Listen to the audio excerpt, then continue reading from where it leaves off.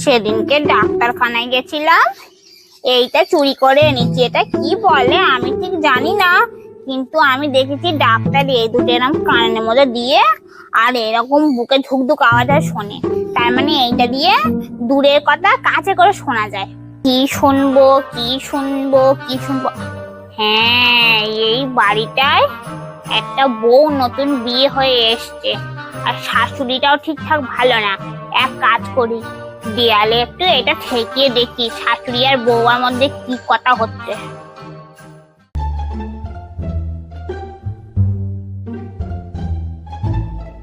ও বৌমা শোনো, আমাদের পাড়ায় একটা মালতী বলে মহিলা আছে, বাড়িতে আসলে একদম ঢুকতে দেবে না, খুব বাজে মহিলা।